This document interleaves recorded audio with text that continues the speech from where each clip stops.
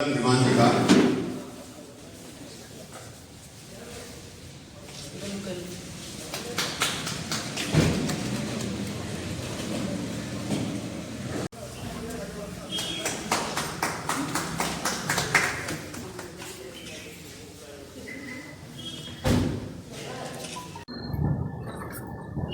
आज के प्रोग्राम की अध्यक्षता करते हुए डॉक्टर सुरेश मलिक जी, जो विभाग अध्यक्ष हैं जनरल विभाग के, और इस प्रोग्राम का जो ये प्रोग्राम हो रहा है, इस प्रोग्राम का संचालन करने वाले हमारे बड़े भाई लाल बिहारी तिवारी जी, सुरेश बंसल जी, अजय आनंद जी और रोशन नारंग जी, और इस प्रोग्राम की संयोजक, जो मुख्य संयोजक हैं, कार्यक्रम की संयोजक जो है श्रीमती रश्मि बजाज जी, जो विभाग संयोजिका हैं, संतोष भारद्वाज जी और संगीता मुंगा जी और सीमा कोचर जी, और हमारी इग्नू से डॉक्टर नविता जी, और मैं किसी का अगर नाम भूल गई हूँ तो प्लीज़ उसके लिए आप मुझे माफ़ कर दीजिए। और हमारी मिसेस अवतार मोहनजीत कौर, इनका नाम इतना प्यारा है, वैसे आप भूलेगा नहीं। मोहन जो सबके प्यारे, वो इनका नाम है। ये है भी बहुत प्यारी। नहीं, मुझे आज पहली बार मुलाकात हुई मेरी इस तरह से, सचमुच बहुत ही प्यारी है, और ये मतलब भूलने वाली चीज़ नहीं है, बहुत अच्छी है। और हमारी बहन जी ये, और हमारी ये कमला कोचर जी मॉडल टाउन से महिला मोर्चा की, क्योंकि महिलाओं की आज चर्चा ज़्यादा हो रही है, इसलिए महिलाओं के ऊपर ज़्यादा ध्यान दूंगी। और कोई अगर कोई भाई यहाँ प्रोटोकॉल में छूट जाए तो उसके लिए प्लीज़ मुझे माफ़ कर दीजिएगा। बहुत देर से मैं रश्मि बजाज जी का और बड़े भाई साहब का एक भी बात सुन रही हूँ कि मुख्य वक्ता मैं नहीं हूँ, मुख्य श्रोता आप। सबसे अच्छे श्रोता हैं वही व्यक्ति को मुख्य वक्ता बनाते हैं। और आज का जो प्रोग्राम है धर्म रक्षा वाहिनी, दुर्गा वाहिनी, हम इतनी सारी दुर्गाएं यहाँ पर बैठे हुए हैं। यहाँ डॉक्टर साहब ने एक बात बताई कि नारी जो थी शुरू से पूजनीय थी, नारी का सम्मान शुरू से होता है, और नारी का नाम हमेशा समाज में पहले लिया जाता रहा है, और उसके जीते जागते एग्जाम्पल हम लोग अपने सामने देखते हैं। राधा कृष्ण, सीता राम, लक्ष्मी नारायण, लेकिन ना जाने ये कहाँ धीरे धीरे लुप्त होते चले गए। उसका भी कारण बताया कि हमारे देश में जब बाहर से लोग आए और उन लोगों ने जो हिंदू धर्म, जो सबसे सनातन धर्म है, हम मंदिर में बोलते हैं ना सनातन धर्म की जय, एक्चुअली ये सनातन धर्म नहीं, सनातन देवी देवता धर्म, कि उस वक्त सनातन समय में आदिकाल से जब हम लोग महिला और पुरुष थे, उन लोगों के जो संस्कार थे, जो उनका रहन सहन था, जो उनके विचार थे, वो सब देवी देवताओं के समान थे। देवी देवता कैसे होते हैं? देवता का क्या कार्य होते हैं? वो हमेशा देवता है। पर ना जाने धीरे धीरे सतयुग आया, त्रेता आया, द्वापर आया, हमारे वो संस्कार पता नहीं कहाँ लुप्त होते चले गए। हम देवता घराने से थे, देवी देवता हम लोग थे, हमारी पूजा आज होती है 33 करोड़ देवी देवताओं में हमारी ही पूजा होती है। श्री राम सीता इसी युग में जिनकी आज हम पूजा करते हैं, राधा कृष्ण वो भी इसी संसार में है जिनकी हम पूजा करते हैं, लेकिन उनके अंदर संस्कार थे। और आज संस्कार के नाम पर क्या रह गया है? आज संस्कार के नाम पर यह रह गया कि जिसको जिससे कुछ काम है और उसी को नमस्ते करनी है, उसी को पहचानना, और अगल बगल वाले को किसी को नहीं पहचानना। आज ये संस्कार रह गए हैं, और इन संस्कारों के पीछे अगर कोई है तो मुझे लगता है कि सबसे पहला अगर जब बच्चा जन्म लेता है, उसकी सबसे पहली गुरु कौन होती है? उसकी माँ। इसलिए कहीं ना कहीं किसी को बुरा नहीं लगना चाहिए, कहीं ना कहीं हम माताएं अपनी जिम्मेवारियों को भूल चुके हैं और भूलते जा रहे हैं। हमें उन चीजों को अपने अंदर जगाना पड़ेगा। माँ वैष्णो की हम पूजा करते हैं, वैष्णो देवी के अंदर, वैष्णो माता के अंदर हम तीनों गुणों को साकार रूप से पाते हैं। सरस्वती का रूप उनमें है, माँ लक्ष्मी का रूप उनमें है, और समय आने पर माँ काली का रूप भी वही धारण करती है। और वो सारे गुण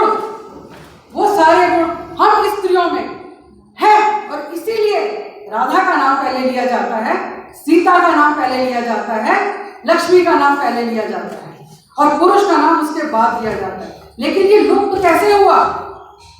ये लुप्त कैसे हुआ? ये ऐसे हुआ जैसे धीरे धीरे धीरे धीरे हमारे धर्म का क्षय होकर चला गया। हम देवता से लेवता बनते चले गए, वैसे वैसे, और उसी के साथ जो हमारे देश पर, जो कि पूरा इतना बड़ा देश था, इसका इतना ज्यादा विस्तार था, यहाँ पर पहले आके मुगलों ने राज किया। उन्होंने हमारे धर्म को सबसे पहले उन्होंने कमजोर किया, और धर्म को कमजोर की, धर्म की नींव किसके ऊपर रखी गई थी? धर्म की नींव रखी जाती है स्त्री के ऊपर, माताओं के ऊपर। इसीलिए उनको कहते हैं ज्ञान की गंगा, इसीलिए उसकी पूजा होती है। सबसे पहले उन्होंने स्त्रियों को कमजोर किया, स्त्रियों पे अपनी बुरी नजर डाली, जिसकी वजह से जो स्त्री प्रधान समाज था धीरे धीरे पुरुष प्रधान समाज होता चला गया। क्यों?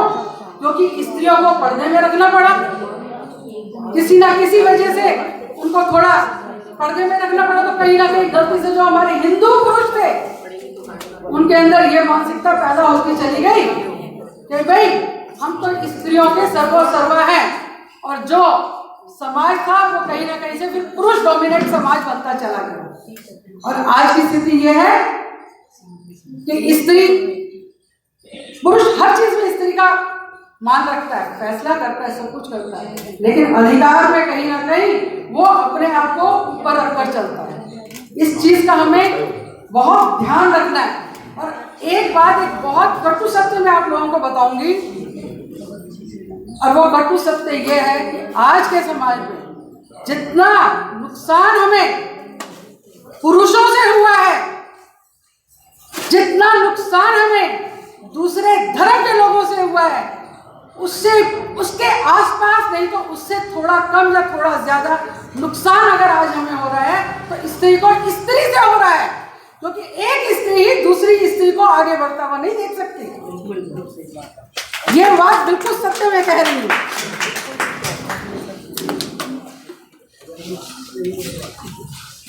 आज के समाज के अंदर सबसे ज्यादा लिंग प्रशिक्षण कौन कराते हैं? इसके अंदर किसकी भागीदारी ज्यादा होती है?